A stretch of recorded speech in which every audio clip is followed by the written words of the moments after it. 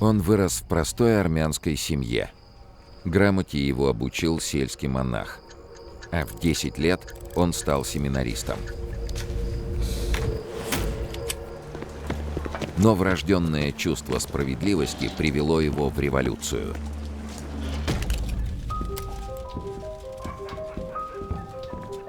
Он стал единственным советским руководителем, который начал государственную деятельность еще при Ленине, а закончил в брежневскую эпоху. У нас величайшие победы на фронте хозяйственного строительства. У нас прекрасно вооруженная Красная Армия. Анастас Микоян. В 30-е годы он создал советскую пищевую промышленность. Во время Великой Отечественной войны организовывал снабжение Красной Армии. Заслужил на Западе репутацию наилучшего бизнесмена социализма, а после урегулирования ядерного конфликта был назван величайшим дипломатом XX века.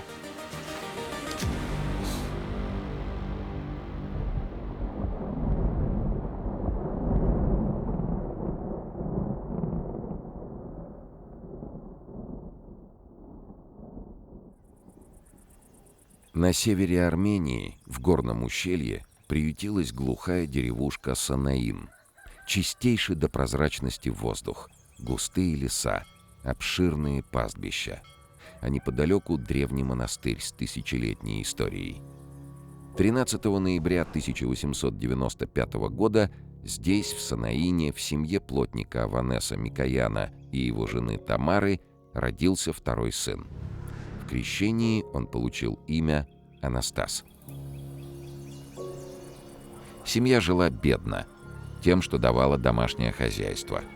Сами ткали, сами шили себе одежду и обувь, держали 2 коз. Когда Анастас немного подрос, отец поручил ему их пасти. Уследить за козами, которые бегали по каменистым склонам, было непросто. Мальчик возвращался домой со стертыми в кровь ногами, но родители никогда не слышали от него жалоб. А в свободное время Анастас вместе с другими ребятами ходил играть в монастырский двор. Однажды он увидел монаха, который склонился над книгой. Монах заметил в глазах мальчика интерес и предложил научить его грамоте. Благодаря упорству и усидчивости Анастас через несколько месяцев свободно читал и писал по-армянски. Он мечтал продолжить учебу. В то время армяне могли получить бесплатное образование только в одном месте – в духовной семинарии, которая находилась в Тифлисе. В 10 лет Анастас Микоян успешно сдал приемные экзамены и стал семинаристом. Здесь, в Тифлисе, он открыл для себя мир книг. Микоян читал взахлеб, выучил русский, немецкий языки. Вскоре в его руки попали сочинения русских революционных демократов – Писарева, Добролюбова, Чернышевского. Они полностью перевернули сознание подростка. Выросший в бедности, Анастас начал мечтать о мире, в котором все люди будут обладать равными правами и возможностями. И даже создал в семинарии тайный кружок, где обсуждал с товарищами социалистическую литературу. Он решил, как бы в дальнейшем ни сложилась его судьба, он всегда будет бороться за справедливость.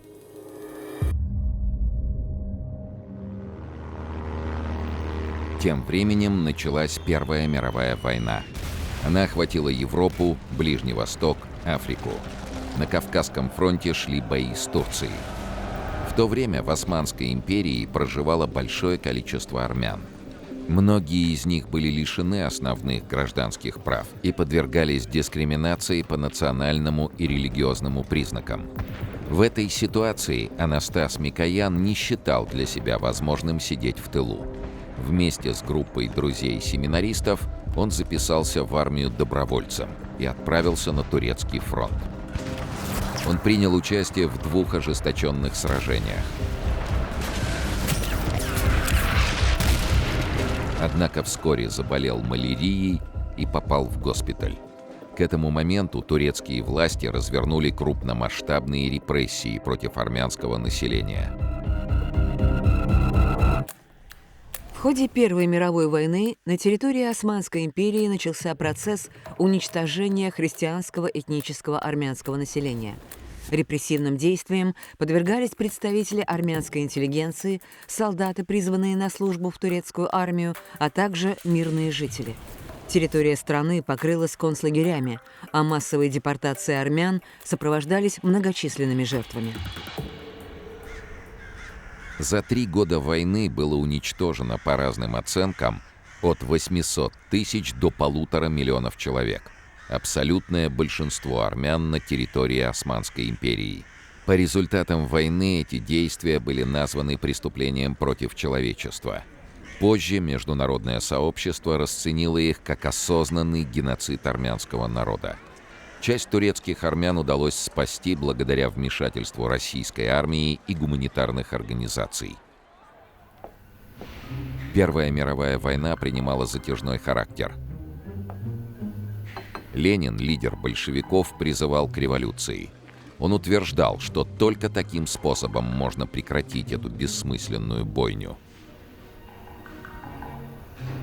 В ленинских статьях Микоян нашел выражение своих взглядов и устремлений. Он решил, что не вернется на фронт, и вступил в РСДРП. О своей матери заявил: «Большевики — это моя вера, такая же, как для тебя христианство».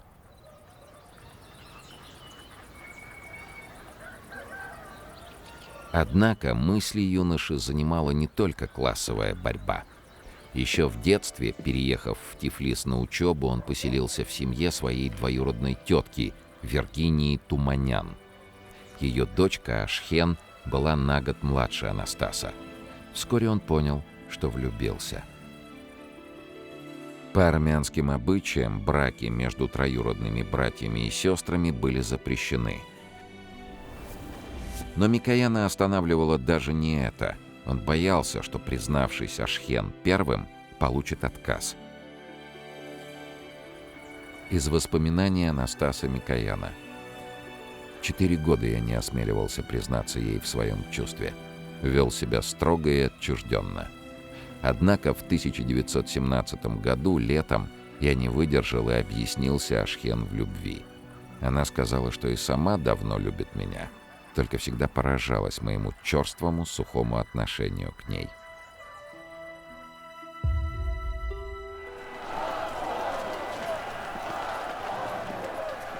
В те дни Россия бурлила в ожидании перемен. В ходе февральской революции император Николай II отрекся от престола. Многочисленные партии – большевики, кадеты, эсеры, меньшевики и другие – развернули борьбу за влияние на массы. Предчувствие гражданской войны носилось в воздухе. Микоян по заданию большевистского комитета готовился к отъезду в Баку, главный промышленный центр Закавказья.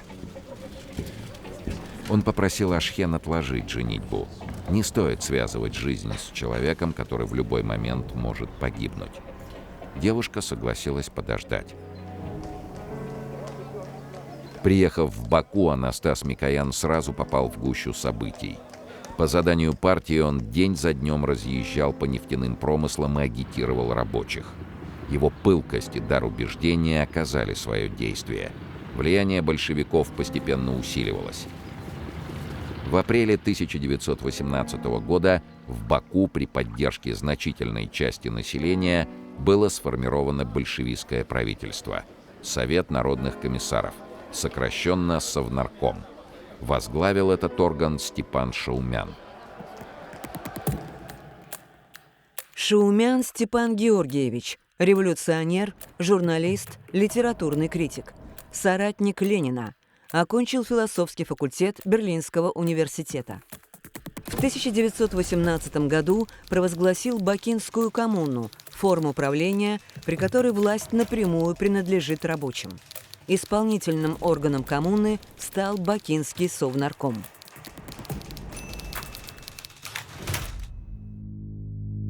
Знакомство с умным и волевым Шаумяном произвело на Микояна огромное впечатление. Несколько месяцев он даже носил стрижку под Шаумяна, открытый лоб и зачесанные назад густые волосы. А тем временем в Закавказье продолжалась война. Турецкая армия пыталась прорваться к бакинским нефтяным месторождениям. Над правительством большевиков нависла угроза. Микоян отправился комиссаром на фронт. Как и 4 года назад, он сражался против турок, теперь уже в составе Красной армии. А в моменты затишья общался с солдатами и поднимал их боевой дух. Однако силы были неравны. К июлю 1918 года турецкие войска подошли к ближайшим предместьям Баку. Меньшевики и эсеры обвиняли в военных поражениях комиссаров, членов Бакинского совнаркома во главе с Шаумяном. Власть в Баку сменилась, комиссары были арестованы. Микоян понимал, когда турки ворвутся в город, они устроят расправу над сидящими в тюрьме комиссарами. Он не мог допустить гибели своих друзей и единомышленников и решил спасти их, чего бы это ни стоило. Микоян организовал боевой отряд, вооружил его револьверами и гранатами, угрожал новым властям террором, если те срочно не выпустят Шаумяна и других большевиков. Угрозы подействовали. Ночью 14 сентября бакинские комиссары вышли на свободу. Под грохот артиллерийских орудий и свист пуль Микоян вывел своих товарищей к набережной и сел вместе с ними на отплывающий пароход.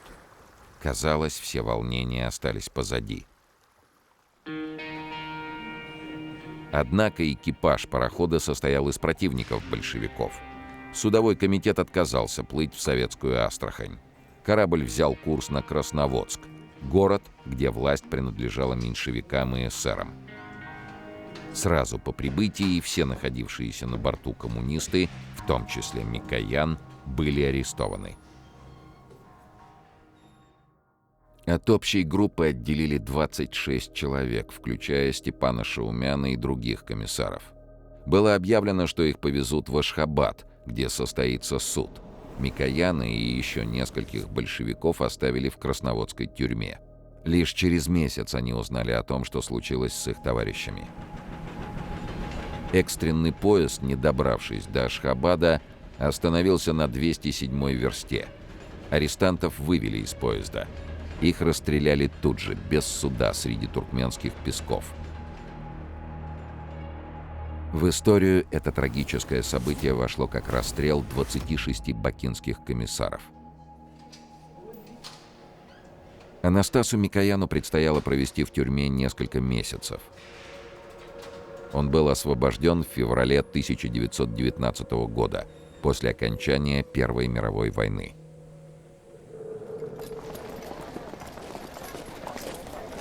Тем временем в России гражданская война шла на спад. Большевикам удалось удержать в своих руках контроль над большей частью страны. Однако на местах не хватало кадров, которым руководители молодого советского государства могли бы полностью доверять. Микоян, которого к тому моменту неплохо знали и Ленин, и Сталин, был одним из таких людей. В сентябре 1920 года он получил свое первое партийное назначение и стал секретарем Нижегородского губернского комитета РКПБ. Из воспоминаний Анастаса Микояна. Решение ЦК о переводе в Нижний Новгород было как гром среди ясного неба. Надо было ехать в новый незнакомый край, о котором я имел тогда лишь самые общие понятия. Я вышел на привокзальную площадь. Спрашиваю, где находится губком. Говорят, в Кремле. И я направился по мощенной булыжником улице навстречу своей новой жизни. Члены Нижегородского губкома встретили Микояна настороженно. Поначалу его попросту игнорировали. Затем, чтобы проверить, на что он способен, начали взваливать одну обязанность за другой. Микоян не отказывался, понимая, что только таким способом может завоевать авторитет. Он одновременно руководил финансовым, продовольственным, земельным лесозаготовительным, топливным, агитационно-пропагандистским и национальным отделами губкома. А кроме того, губернской газетой и союзом молодежи. Казалось, обычный человек не способен справиться с таким объемом работы. Но Микоян демонстрировал колоссальную трудоспособность. В результате ему удалось заслужить всеобщее уважение. Одной из проблем поначалу был его сильный кавказский акцент. Как-то, выступая на Сормовском заводе, Микоян услышал из зала: «Хорошо, — говорит человек, — зажигательно. Жаль только, что не по-русски». После этого случая Микоян начал упорно работать над своим произношением. От акцента он полностью не избавился, но трудностей с пониманием больше не возникало. Через месяц после приезда, получив отдельную комнату, Микоян написал Ашхен письмо. Она приехала и осталась. В те годы в Советской России еще не было общепринятых правил регистрации браков.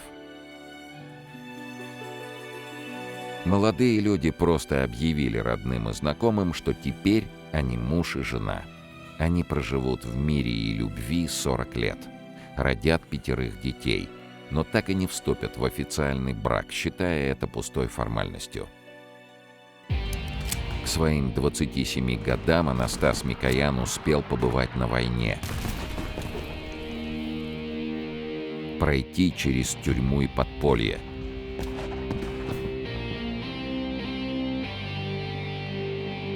научился работать в мирных условиях.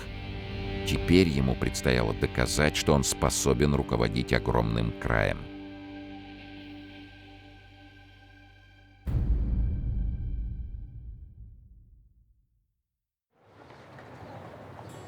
Летом 1922 года Микоян покидал Нижний Новгород, город, в котором провел 2 года и который успел полюбить.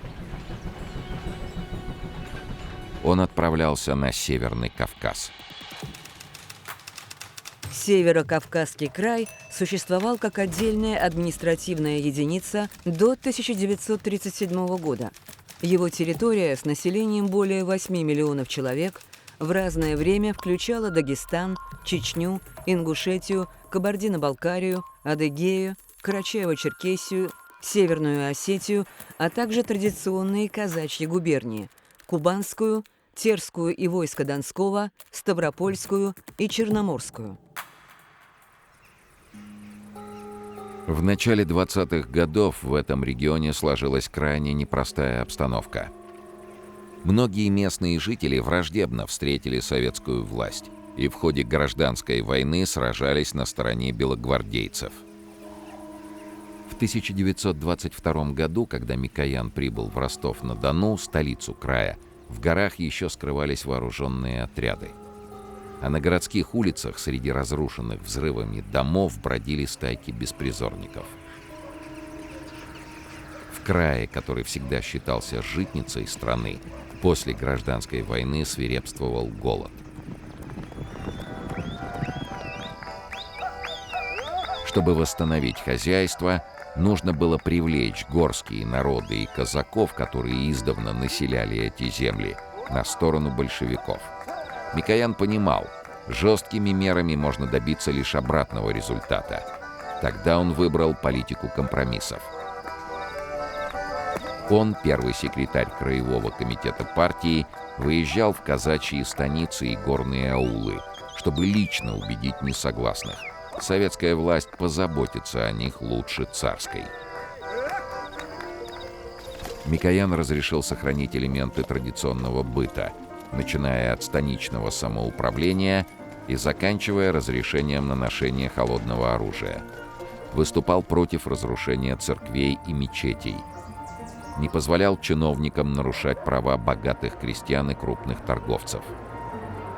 А вместо того, чтобы попытаться силой подавить антисоветское движение, объявил партизанам амнистию. Все эти меры позволили стабилизировать обстановку. Вскоре Северный Кавказ вернул себе положение богатейшего сельскохозяйственного региона. Микоян прочно обосновался в Ростове. Вместе со Ашхен растил сыновей. За 4 года их родилось 3. Перевез к себе из Армении мать и младшего брата Артема. Однако вскоре в судьбе Микояна, как и в жизни всей страны, произошел новый крутой поворот. Во второй половине 20-х годов был взят курс на ускоренную индустриализацию. СССР нуждался в закупках иностранных технологий, станков, оборудования. Эта задача ложилась на наркомат внешней и внутренней торговли. Сталин хотел, чтобы это ведомство возглавил Микоян, который был его соратником и единомышленником. Однако тот повел себя самым невероятным образом. Микоян наотрез отказывался переезжать в столицу. Он считал, что не справится с порученным делом. Сталин слал ему телеграмму за телеграммой, уговаривал, обещал поддержку. Тот стоял на своем. Обмен посланиями продолжался целый месяц. В конце концов, приказ о назначении Микояна на пост наркома внешней и внутренней торговли был опубликован в печати. После этого Анастасу Ивановичу не оставалось ничего другого, как подчиниться партийной дисциплине.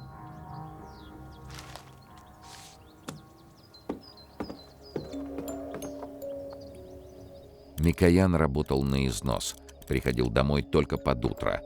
Ашхен молча ставила разогретый ужин.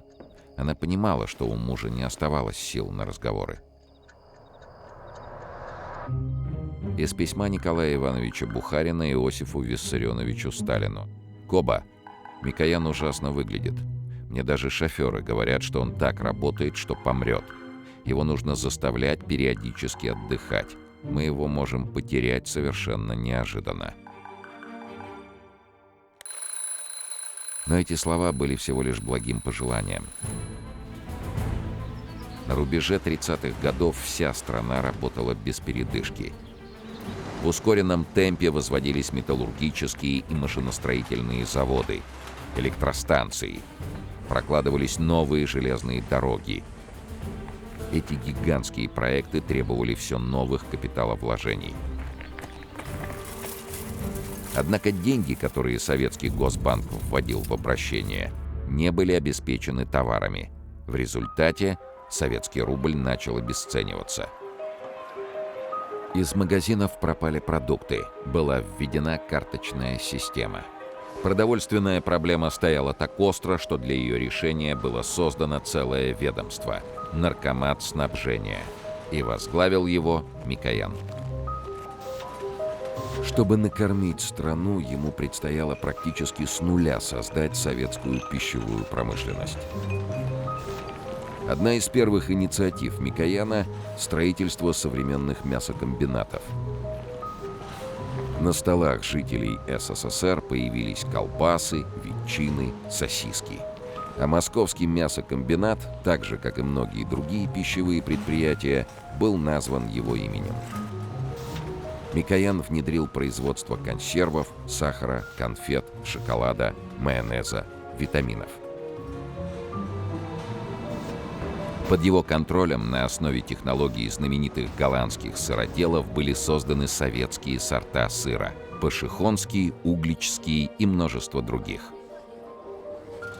Чтобы наполнить магазины товарами и отменить карточную систему, потребовалось 5 лет напряженной работы. 17 ноября 1935 года на первом всесоюзном совещании стахановцев Сталин произнес знаменитую фразу: «Жить стало лучше, товарищи. Жить стало веселее».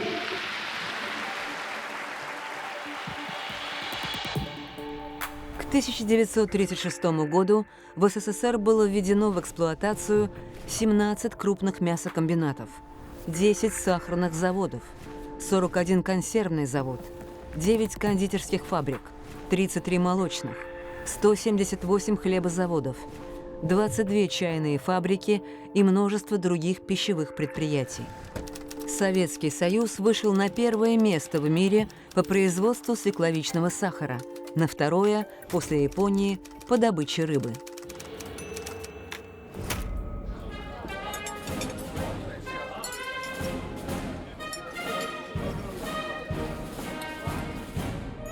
Микоян работал с большой любовью к делу.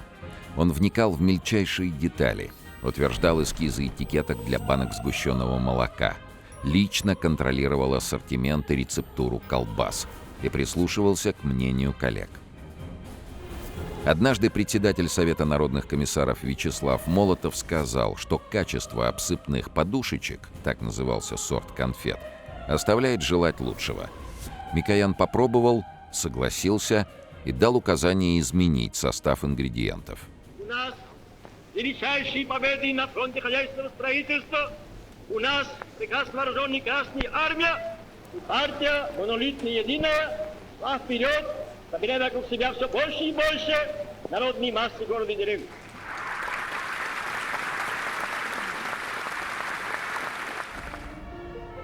Летом 1936 года с целью изучения американского опыта Микоян совершил двухмесячную поездку по Соединенным Штатам.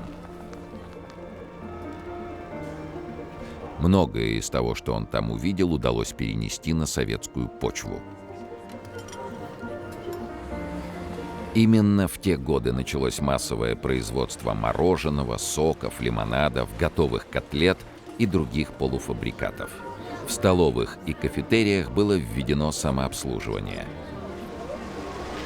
На улицах появилась стихотворная реклама «А я ем повидло и джем» или «Всем попробовать пора бы, как вкусны и нежны крабы». Другим нововведением стало советское шампанское. Именно в 30-е годы возникла традиция при встрече Нового года ставить на праздничный стол бутылку игристого вина. А в 1939 году вышла первая советская кулинарная книга. Первоначально она должна была называться «Книгой о здоровой и полезной пище». Но Микоян настоял на смене названия. Советские люди должны питаться не только полезными, но и вкусными блюдами. Книга о вкусной и здоровой пище с красочными иллюстрациями и цитатами из выступлений Микояна и Сталина сразу стала бестселлером. Ее общий тираж составил более 8 миллионов экземпляров. Из книги о вкусной и здоровой пище. Я как-то сказал товарищу Сталину, что хочу раздуть производство сосисок. Товарищ Сталин одобрил это решение, заметив при этом, что в Америке фабриканты сосисок разбогатели от этого дела. Миллионерами, сосисочными королями стали. Конечно, товарищи, нам королей не надо, но сосиски делать надо вовсю. Анастас Иванович Микоян. Сам Анастас Иванович не был гурманом. Любым деликатесом он предпочитал спаржу, овечий сыр и кавказский кисломолочный напиток мацони, закваску для которого специально заказывал в Армении. Особым лакомством считал жареную картошку. Правда, накладывал себе не больше 4 ломтиков, чтобы не набрать лишний вес. Микоян всю жизнь держал себя в форме. Рано бросил курить, поднимал гантели, избегал тяжелой пищи. Он много ходил пешком, на даче подолгу плавал на лодке, при этом сам сидел на веслах. Одевался очень просто. Фирменный стиль Микояна — гимнастерка, армейские сапоги и фуражка.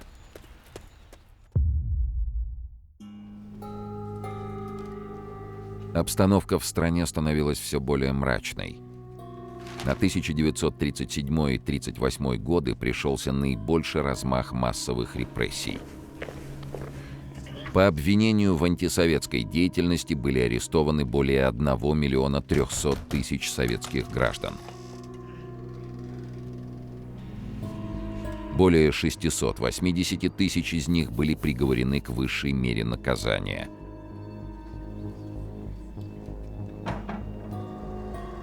Как и всем представителям высшего руководства, Микояну не раз приходилось ставить свою подпись под расстрельными списками. И все же иногда ему удавалось приостановить маховик репрессий. Так случилось в 1938 году. Сталин видел, что война с Германией неизбежна, Нужно было срочно модернизировать оборонную промышленность, а для этого обеспечить новый приток валюты в страну. Сталин считал, что лучше всех эту задачу решит Микоян, и предложил ему снова занять пост наркома внешней торговли. Тогда Анастас Иванович сделал смелый ход. Он поставил перед государственным лидером условие: НКВД не должен трогать сотрудников внешторга. Если репрессии продолжатся и наркомат лишится ценных специалистов, Микоян не сможет гарантировать результата. Сталину пришлось согласиться. —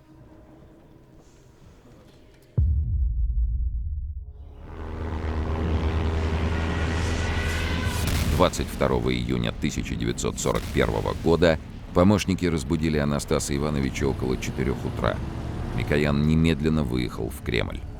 С первых дней Великой Отечественной войны Микоян занял одну из ключевых позиций в руководстве страны. 1 июля 1941 года он был назначен председателем Комитета продовольственного и вещевого снабжения Красной Армии. Любой недостаток в работе этого ведомства мог стать роковым. Ведь боеспособность армии зависела от поставок питания и обмундирования, шинелей, шапок-ушанок, валенок, перчаток, не меньше, чем от наличия оружия и боеприпасов. Ситуация осложнялась тем, что около 70% мобилизационных запасов оказалось в районах, занятых немцами. Микоян сутками не отходил от телефона. Он держал под контролем гигантскую работу по эвакуации продовольствия, сырья для производства одежды, текстильного оборудования. Однако противник наступал. Спасти удавалось лишь малую часть намеченного. Несмотря на это, нормы снабжения красноармейцев, разработанные в начале войны, выдерживались все 4 года. Важную роль в снабжении армии сыграло производство концентрированных каш и супов, которое внедрил Анастас Микоян, а также созданные по его инициативе подсобные хозяйства. Они обеспечивали фронт картофелем и овощами. К концу 1943 года в вооруженных силах имелось 5000 таких хозяйств. Их посевная площадь составила более 290 тысяч гектаров. Также, благодаря отлаженной Микояном системе доставки, красноармейцы без перебоев получали по программе Ленд-Лиза одежду, обувь и продукты питания. В частности, более 2 миллиардов банок американской тушенки. Война напрямую коснулась всей семьи Микояна. 3 из 5 его сыновей, достигнув призывного возраста, ушли на фронт. Все они, Степан, Владимир и Алексей, избрали профессию военного летчика.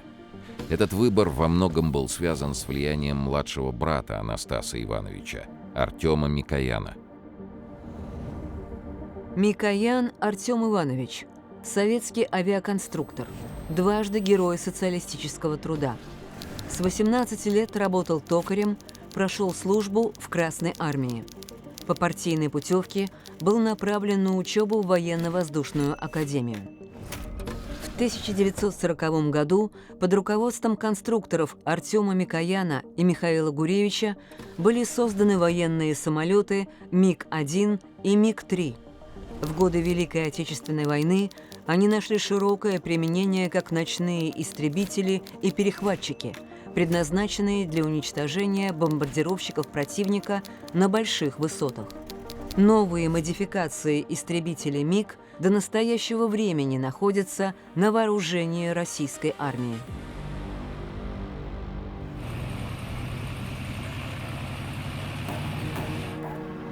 Первым в военных действиях принял участие старший сын Микояна, Степан. В составе истребительного авиаполка он оборонял Москву. Был ранен, но через 2 месяца вернулся в строй. Второй сын Владимир успел пройти лишь несколько месяцев ускоренной летной подготовки. Начальство решило, что он пока не готов сражаться против опытных немецких асов.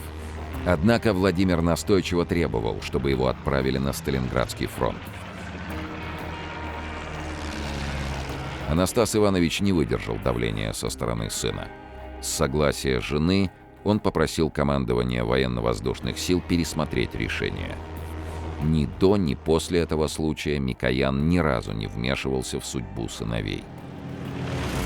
А через 2 месяца, в сентябре 1942 года, когда Анастас Иванович находился на хлебозаготовках в Оренбургской области, ему принесли телеграмму. В ней сообщалось, что в небе под Сталинградом Владимир погиб смертью храбрых. Ему совсем недавно исполнилось 18. Микоян как мог утешал жену, но Ашхен Лазаревна так и не простила себе того, что поддержала стремление сына попасть на фронт. До последнего, вопреки очевидности, она надеялась, что Володя чудом остался жив.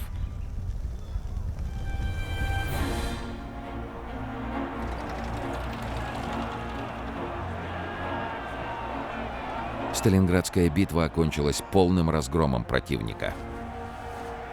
Но исход войны все еще оставался неопределенным. По данным разведки, немцы концентрировали крупные силы в районе так называемого Курского выступа. Весной 1943 года Сталин поручил Микояну сформировать у основания Курского выступа резервный фронт, который должен был стать своего рода страховкой против немецкого прорыва. Микояну, как главному в стране специалисту по снабжению, предстояло за считанные дни укомплектовать новый фронт личным составом, вооружением, автотранспортом и прочим имуществом. Сложность заключалась в том, что отведенная для расположения резервного фронта территория была лишь недавно освобождена от оккупантов. Железные дороги, мосты, линии связи и электропередачи были выведены из строя. Чтобы организовать восстановление коммуникаций, Микоян работал в круглосуточном режиме. На счету была каждая минута. Малейшие задержки с погрузкой эшелонов грозили провалом всей операции. Микоян лично контролировал график движения поездов, чтобы они своевременно прибыли в пункт назначения. Задача была выполнена в срок. В апреле 1943 года резервный фронт был преобразован в Степной военный округ, а спустя 2 месяца получил новое название – Степной фронт. Летом 1943 года, во время Курской битвы, ключевого сражения Великой Отечественной войны, он выполнил возложенную на него миссию.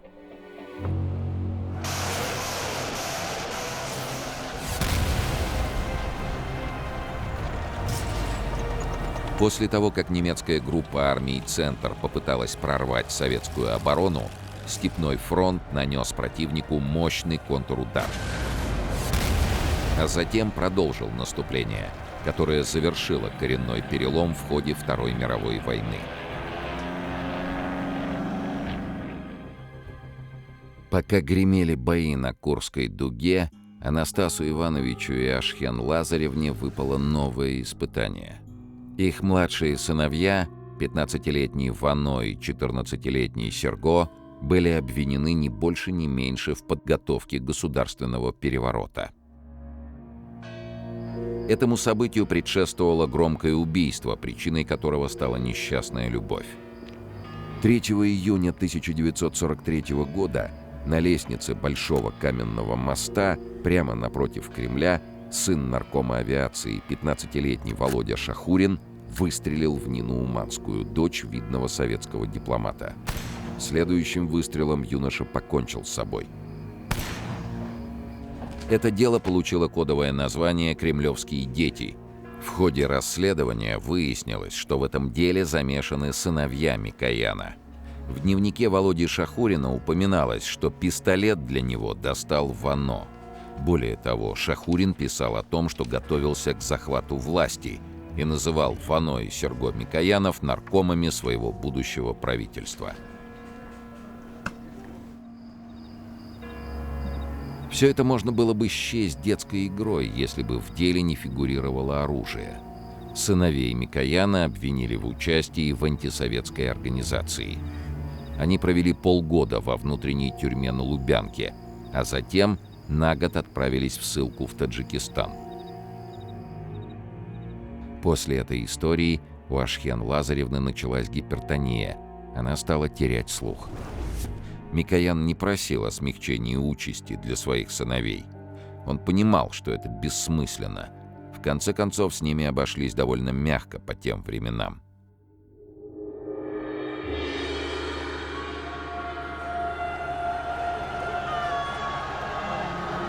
«9 мая 1945 года страна праздновала победу. Наступил долгожданный мир. Пришло время восстанавливать фабрики, заводы, линии коммуникаций, заново строить разрушенные бомбежками города, поднимать сельское хозяйство. В послевоенные годы Микоян, как и прежде, входил в ближайшее окружение Сталина. Однако тот становился все более подозрительным, и даже старым соратникам, проверенным годами совместной работы, устраивал неожиданные проверки на преданность. В 1948 году Сталин проводил отпуск в Абхазии. К нему приехали Микоян и Молотов. За обедом личный секретарь Иосифа Виссарионовича Александр Поскребышев как бы между делом заметил: «Товарищ Сталин, пока вы отдыхаете здесь, на юге, Молотов и Микоян в Москве подготовили заговор против вас». Анастас Иванович был настолько возмущен, что с криком «Ах ты, мерзавец!» схватил стул и замахнулся на Поскребышева. Сталин попросил Микояна успокоиться, но явно остался доволен такой реакцией. Хотя эта история быстро забылась, Анастас Иванович чувствовал, что Сталин перестал ему доверять. По мнению советского лидера, Микоян стал слишком самостоятельной фигурой. Его было все сложнее контролировать.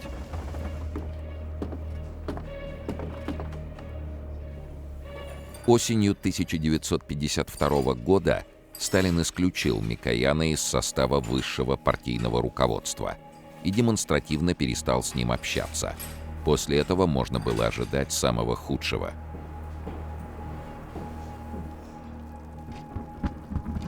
Три месяца Анастас Иванович держал в ящике рабочего стола заряженный пистолет. Он решил, если его придут арестовывать, он покончит с собой. Только так можно было снять с себя клеймо врага народа и тем самым защитить семью. Развязка наступила неожиданно. 5 марта 1953 года Сталин умер.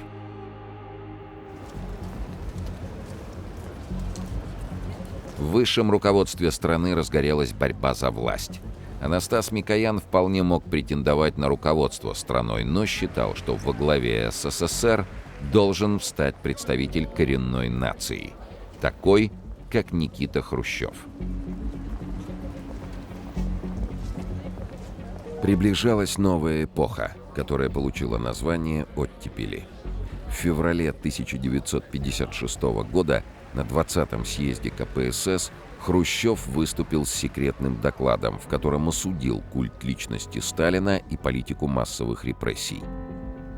Однако первым, кто публично подверг критике бывшего вождя, был именно Микоян.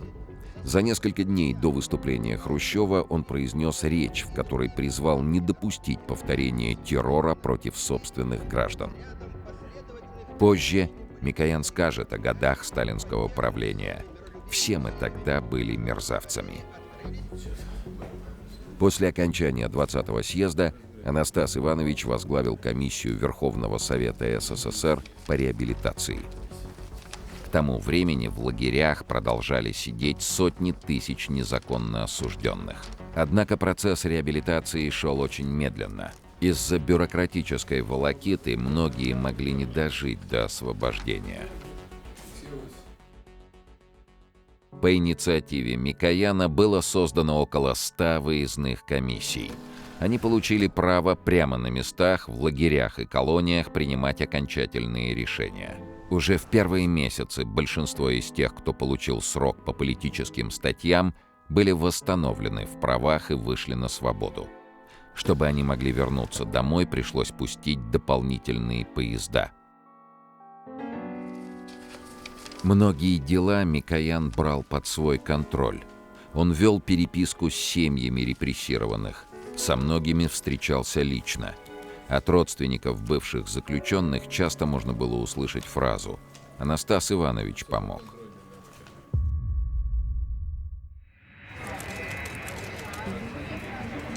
К началу 60-х годов Микоян, как старейший и самый опытный член Политбюро, все чаще представлял СССР на международной арене.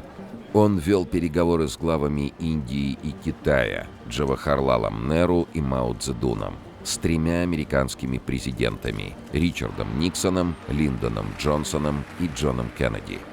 За рубежом Анастас Иванович пользовался не меньшим авторитетом, чем на родине.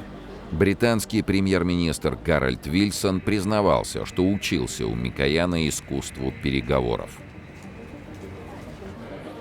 Американский дипломат Аверелл Гарриман уверял, что Анастас Иванович — единственный человек в Кремле, с кем можно нормально разговаривать. А президент Франции Шарль де Голль назвал Микояна исторической личностью международного масштаба.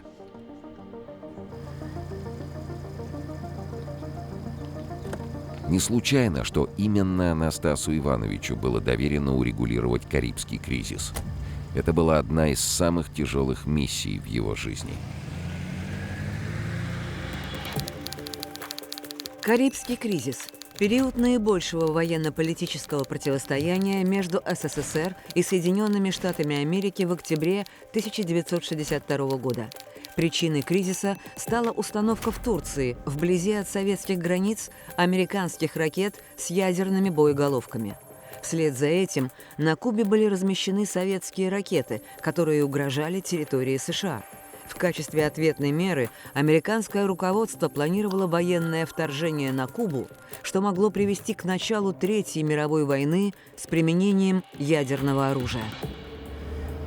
Когда мир стоял на грани катастрофы, Микоян выступил специальным представителем СССР в переговорах между американским президентом Джоном Кеннеди, Никитой Хрущевым и главой кубинского правительства Фиделем Кастро.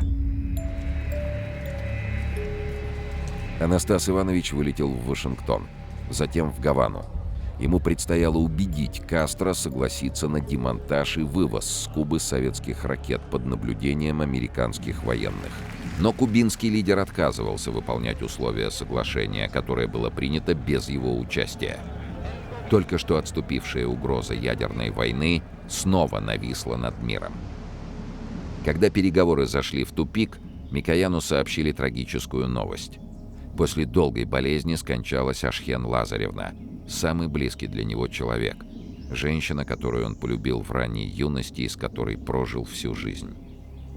Хрущев разрешил Микояну прилететь в Москву на похороны. Но тот не мог бросить свою миссию, ведь от ее результатов зависела судьба планеты. Фиделю Кастро доложили о случившемся. Впечатленный стойкостью Микояна, кубинский лидер решил согласиться на уступки. Карибский кризис больно ударил по репутации Хрущева. В октябре 1964 года Никита Сергеевич был отправлен в отставку. Правительство возглавил Алексей Косыгин, а первым секретарем партии стал Леонид Брежнев. К тому времени Микоян занимал должность председателя Президиума Верховного Совета. Хотя этот пост не предполагал реальных полномочий, Микоян оставался одной из самых влиятельных фигур в партийном руководстве. Микоян нередко возражал первому секретарю ЦК Брежневу и указывал на его ошибки. Такая независимость вызывала раздражение. Когда Анастасу Ивановичу исполнилось 70 лет, он предпочел добровольно уйти на пенсию.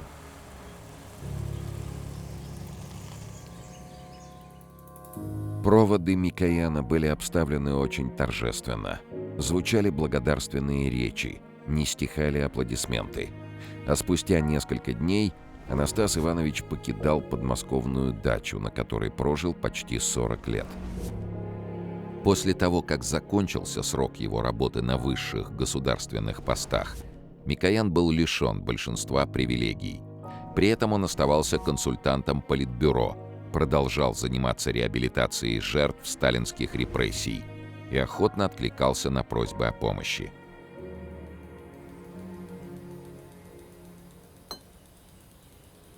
Например, используя свой авторитет, не раз помогал знаменитому театру на Таганке преодолевать цензурные преграды.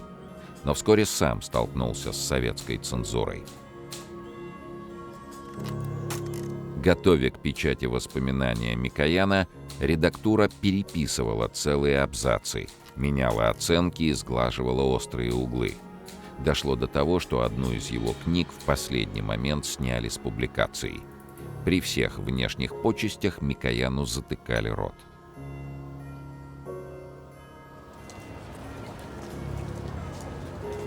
В 1978 году после сильного воспаления легких он скончался и, согласно завещанию, был похоронен на Новодевичьем кладбище, рядом с могилой Ашхен Лазаревны. Через несколько дней Микояну должно было исполниться 83 года. Он прожил яркую, насыщенную жизнь. Стоял у истоков советского государства и до последних дней оставался убежденным коммунистом. Человеком, который верил, если очистить советскую систему от всех искажений, она сможет сделать людей счастливыми.